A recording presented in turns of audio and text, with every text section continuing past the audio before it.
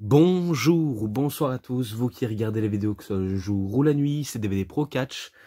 Et tout d'abord, je vous souhaite une très bonne année. Voilà, on commence l'année 2023 sur les chapeaux de roue et que c'est, on va dire, encore un début de commencement pour moi.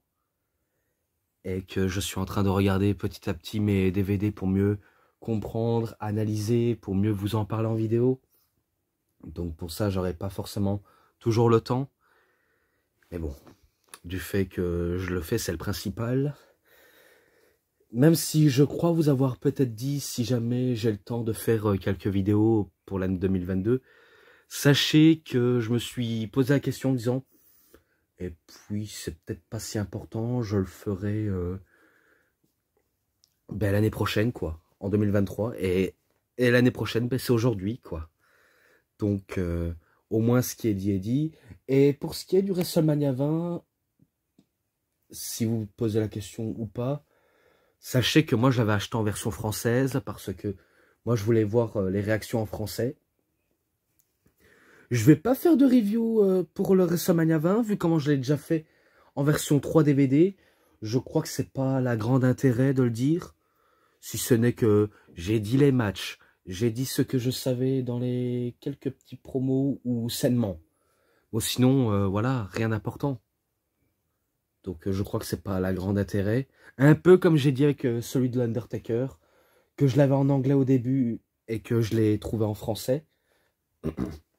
Donc voilà, si jamais je dis c'est pas la peine, c'est pas la peine. Voilà, point barre. Et que les autres, je suis en train de m'attaquer. Tout d'abord, je vais me concentrer sur un DVD de la TNA, voilà. Et que dans l'année 2009, j'ai pas tout complet. Il me manque plus que 2. Dans l'année 2010, c'est sûr, j'ai tout complet. Dans l'année 2011, il m'en manque. Et d'autres, vraiment d'autres. Mais tout d'abord, je vais vous montrer le DVD. Victor Road 2009. Apparemment, un des pires shows de la TNA. Selon EG, selon Anaconda Vice ou un autre, mais je ne sais plus comment il s'appelle. Mais je voulais la voir pour garder s'il est bon ou mauvais. Et j'étais, on va dire, un tout petit peu déçu. Mais sinon, le reste, j'ai pas été très déçu absolument. Tout d'abord, on voit Mick Foley, Kurt Angle et AJ Styles. Voilà, les figures emblématiques. Et en termes de commentaires, vous connaissez bien le duo, Céline Varigny et Marc Chavet. Voilà, plus besoin de vous citer leur nom, vu comment on sait qu'ils sont, même si je suis obligé de vous le présenter à chacun. Il est bien en français, bien sûr. En termes de bonus, vous savez bien qu'il a 2 clips concernant les DVD à avoir, notamment Destination X 2009, Lockdown 2009. Et il y a aussi les meilleurs moments pour ce Victory Road, des photos de Victory Road, justement. Et également, attendez, si je me trompe pas, un interview de plusieurs catcheurs. Je m'en rappelle qu'il y avait celui de AJ Styles, de Kevin Nash, de Beer Money Inc., de Tara Angelina Love, de Daniels, de Matt Morgan, Dr. Stevie, peut-être British Invasion, Charmel peut-être, Jenna Moraska, enfin, voilà, bref. Booker T,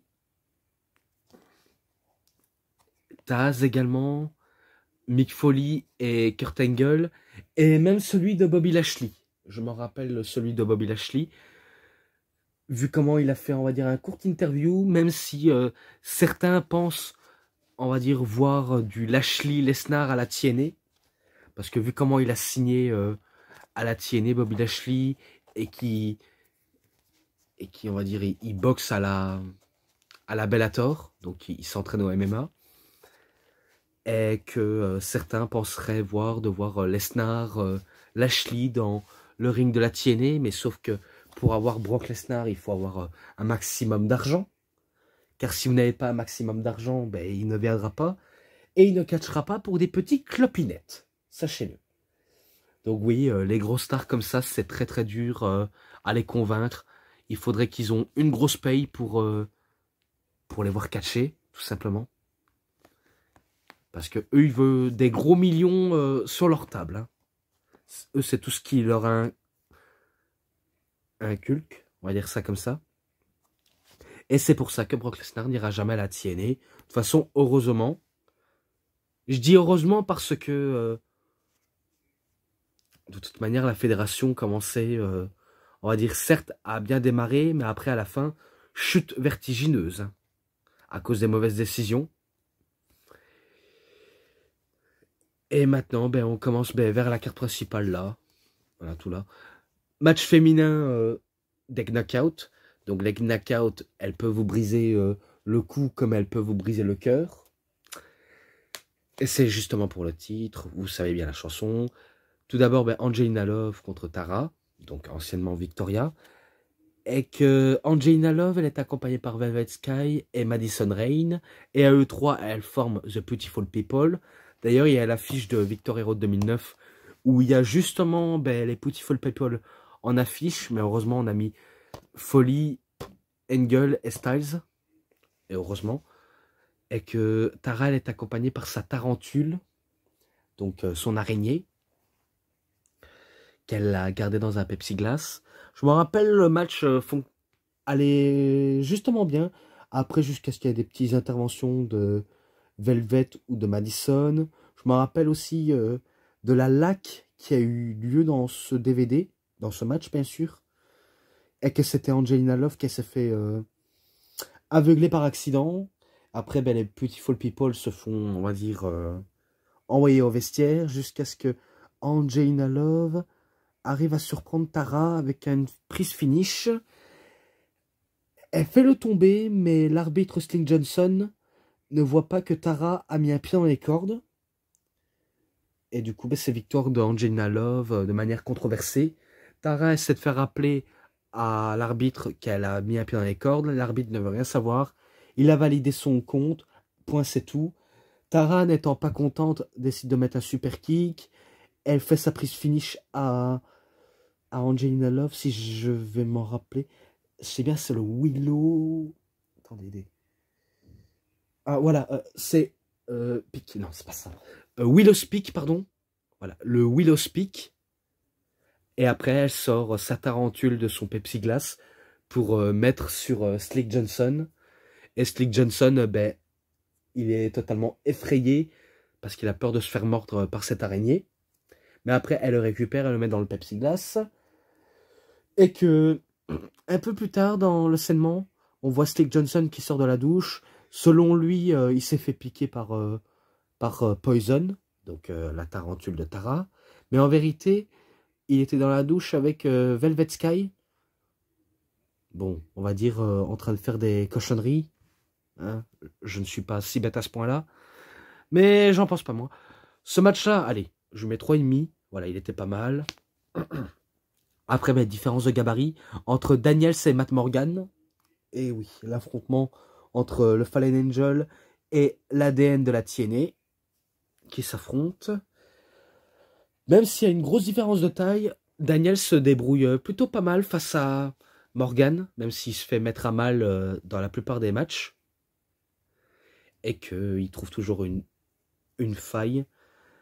Même s'il est plutôt agile et qui fait pas mal de moonsault, tandis que Matt Morgan, lui, c'est plutôt sa puissance et la rapidité physique.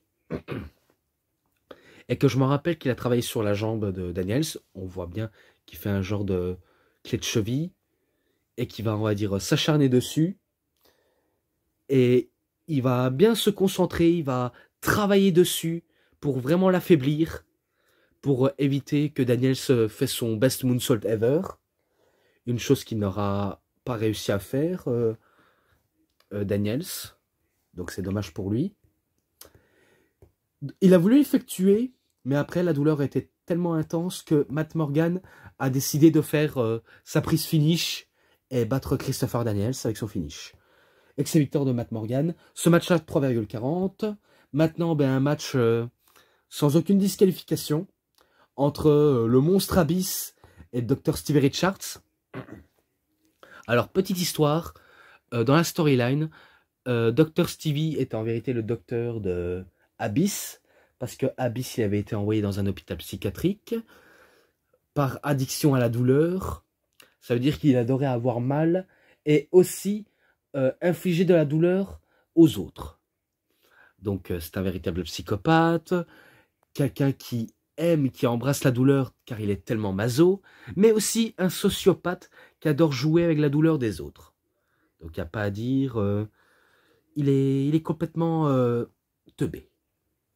Même un teubé extrêmement dangereux, et que le match, on va dire, c'est plus du hardcore, vraiment du hardcore, et que il veut se débarrasser de son ancien docteur, tandis que le docteur veut se débarrasser de son ancien patient.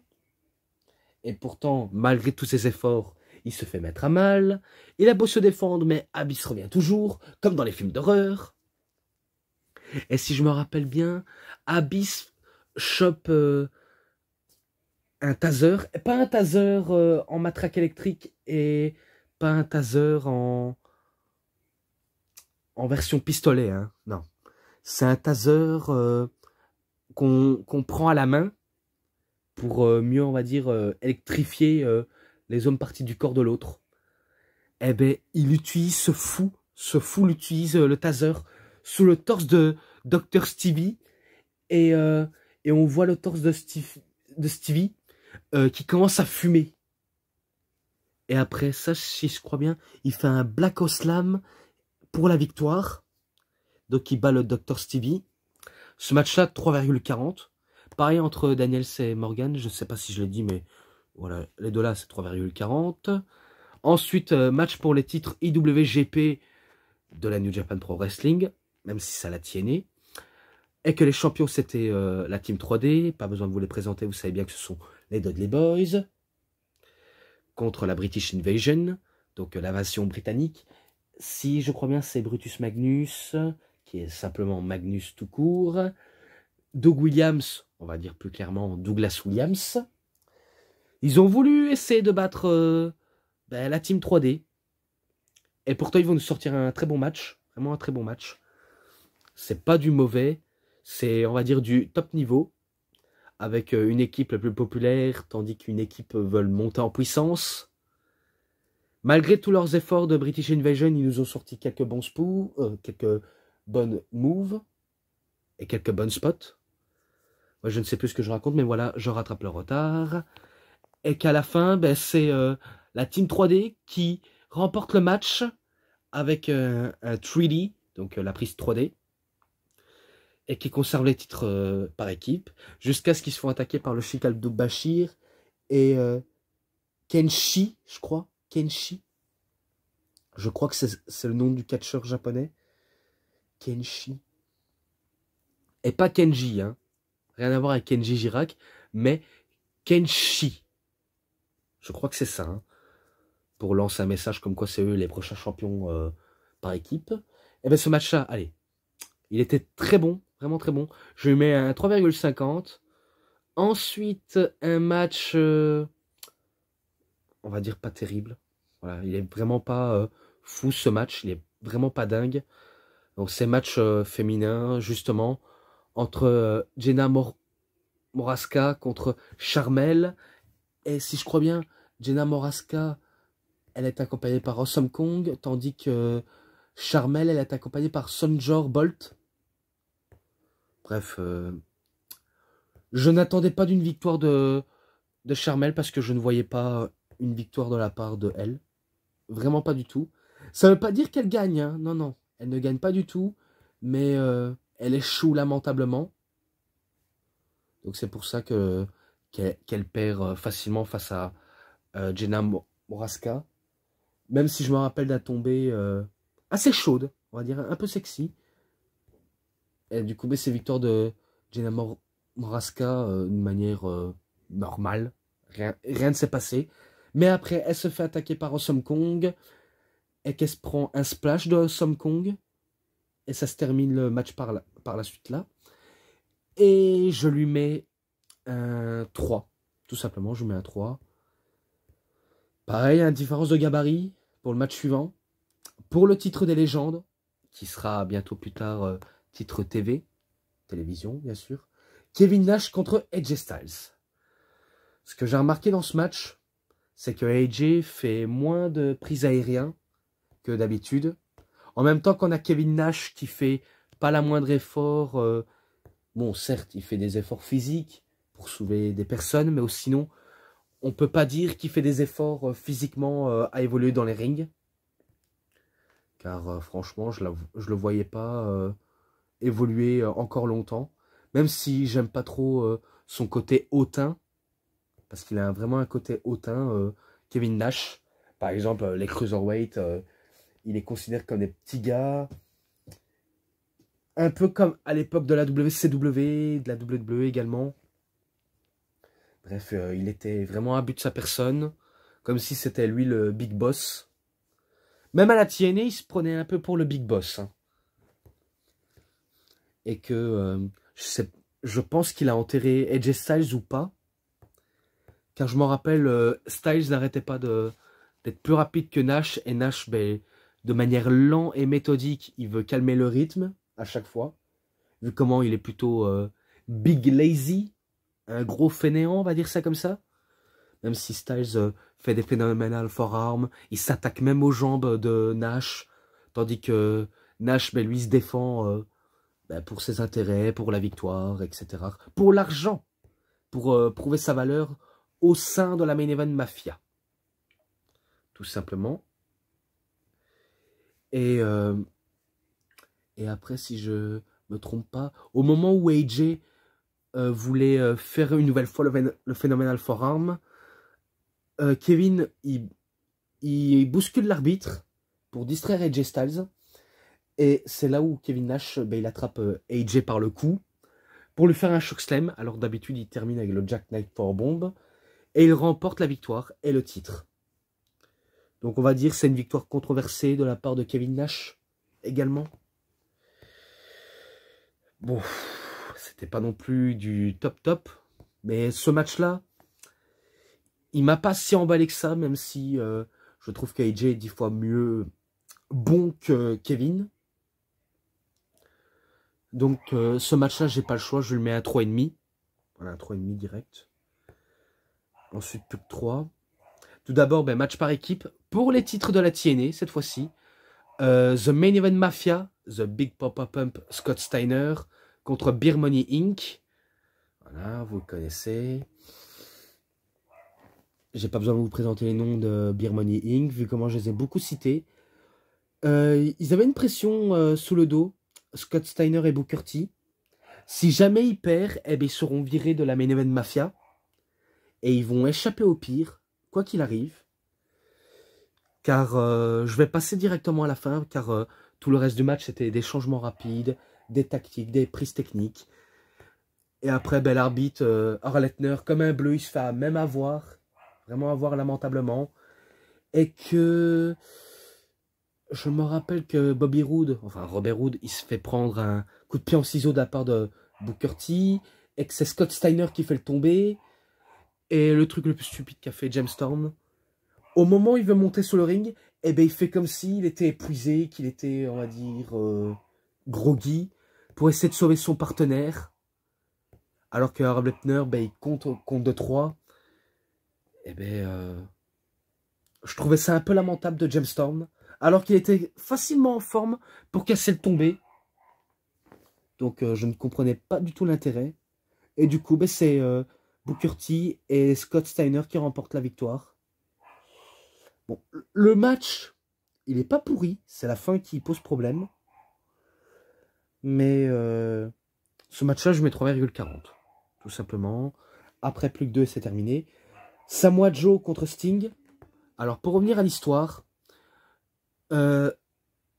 Samoa Joe, qui s'était fait agresser par la Main Event Mafia lors de Sacrifice en 2008, je crois bien, veut se venger en détruisant la Main Event Mafia. Donc il est revenu en mode nation de violence. Parce qu'on se rappelle des attaques sur Scott Steiner, sur Booker T, sur Kevin Nash, notamment lui qui l'a trahi. Et peut-être Sting et Kurt Angle. Jusqu'à ce que, on va dire, lors de Slammiversary, en 2009, que je n'ai pas malheureusement, mais que j'ai vu les images, il participe au match King of the Mountain. Et là, ce qu'il va faire, Samoa Joe, j'aurais jamais cru ça de lui. Il va laisser remporter la victoire à Kurt Angle en mettant la ceinture au crochet pour la victoire. Et du coup, ben, Joe, il effectue un heel turn pour rejoindre la Main Event Mafia. Incroyable, vraiment, en venant ça de lui, qui l'aurait cru. Et c'est là où ils ont même décidé de radier Sting, vraiment de le radier. L'air de dire, on n'a plus besoin de toi, vu comment tu nous as mis pas mal de bâtons dans les roues, on n'en a plus besoin des mecs comme toi. Et que il décide de se débarrasser de lui, vraiment comme un malpropre. Jusqu'à ce que Samoa Joe veut, on va dire, enfin détruire l'ennemi juré de la Main Event Mafia. On va dire que Sting, c'est un peu ben, le caillou dans la botte de la Main Event Mafia. Et il va effectuer le boulot, même si depuis quelques jours, quelques mois, il n'arrêtait pas de parler à quelqu'un qui n'arrête pas de lui donner des conseils, qui l'encourage, qui le motive, et qui va faire ses débuts dans ce show, presque au début de Main Event, enfin, début, oui et non, car c'est pas le début de Main Event, mais on va dire début de la fin de Main Event. Car je me rappelle que Sting, Samoa Joe, ils se sont échangés des prises, techniques ou soumission, et qu'à chaque fois Sting, il lutte pour survivre. Samoa Joe veut prouver qu'il peut battre des gars comme Sting. Vraiment, il voulait vraiment le prouver. Au moment où Sting coince Samoa Joe dans son Scorpion Deathlock, donc le sharpshooter, eh ben, Samoa Joe veut s'en sortir en chopant les cordes, mais la douleur est plus forte que tout. Et c'est là où on entend une musique qui retentit. Et finalement, c'était Taz qui effectue ses débuts officiels à la TNA. Et retour surprise. Et du coup, ben, Sting, totalement troublé, ben, il se fait, on va dire, malmener par Samoa Joe. Je me rappelle où il voulait faire le Muscle Buster, Samoa Joe. Mais il aura effectué très très mal, car il n'a même pas eu la lucidité, la force de mieux placer Sting dans ses épaules pour mieux l'écraser avec son Muscle Busters. Donc il a changé d'avis, il fait un coquina clutch, et là, moment impensable, Sting abandonne suite au coquina clutch. Vraiment. C'est impensable, vraiment impensable. Et du coup, ben, ce match-là, 3,50 et c'est victoire de Samoa Joe, tout simplement. Maintenant, le main event pour le titre du monde poids lourd de la TNA, Kurt Angle contre Mick Foley. Tout d'abord, ben, Mick Foley, il se fait interviewer et il cite les points faibles de Kurt Angle, vu comment il sait que le point faible de Kurt Angle, c'est le coup, vu comment il s'était blessé aux Jeux Olympiques lorsqu'il a remporté sa médaille d'or en compétition de lutte, exactement, suite à une blessure au cou, et qu'il a subi de nombreuses opérations, qu'il a subi justement. Même le bras gauche, donc il veut même affaiblir, torturer le bras gauche, et aussi une déchirure de la jambe Allen, je crois. Je crois que c'est ça. Donc il veut exploiter ses faiblesses à Samoa Joe. À Kurt Angle, excusez-moi. Donc il veut exploiter ses blessures à lui. Et il aura tenté durant le match, même si Kurt Angle veut, on va dire, s'en échapper de ces tortures que lui inflige Mick Foley. Par exemple, il sait bien que celui de Mick Foley, les chutes sur le dos, les os brisés, même l'oreille qui a été arrachée. Donc il veut aussi exploiter les blessures de Mick Foley, Kurt Angle. Ou encore y mettre l'arbitre KO. De toute façon, les arbitres sont bons à faire dodo. Et que Kurt Angle voulait fouetter Mick Foley à coup de chaise, un truc qu'il va l'effectuer. Mais après, une de trop, ça force Mick Foley à sortir son sococlo, donc la chaussette. Il lui donne un coup dans les parties intimes, un coup de chaise. Et si je crois bien, il termine le boulot avec le ankle lock. même si Mick Foley aura beau choper les cordes, eh ben, Kurt Angle le met bien au centre pour bien le faire abandonner et se coucher au sol pour mieux l'affaiblir. Et là, la douleur de trop pour Mick Foley, il décide d'abandonner, tout simplement. Et du coup, ben, c'est victoire de Kurt Angle. Et on va dire c'est un peu la soirée de la Main Event Mafia, sauf celui de Charmel. Voilà. Donc voilà. Ce match à 3,60, tout simplement. Et j'en ai vraiment tout dit pour Victor Hero 2009. Certes, ce n'est pas un des meilleurs shows ever, mais du fait que j'ai tout cité ce qu'il avait, c'est ce qui compte, tout simplement. Pour ce qui est les matchs, les bonus qui est à l'interview, les scènements promo et l'ensemble, je lui mets un 3,80, malgré que ce n'est pas, on va dire, un show excellent. Mais bon, du fait que j'en termine. C'est tout pour aujourd'hui, c'était DVD Pro Catch. Et si vous avez aimé cette vidéo, vous savez ce qu'il vous reste à faire. Likez la vidéo, commentez, partagez, abonnez-vous à ma chaîne, cliquez sur la petite cloche pour avoir plus de notifications des prochaines vidéos. Et moi je vous dis bonne journée, bonne soirée à tous. Au revoir tout le monde pour une prochaine vidéo. A plus à tous les fans de catch et je vous souhaite aussi une très bonne année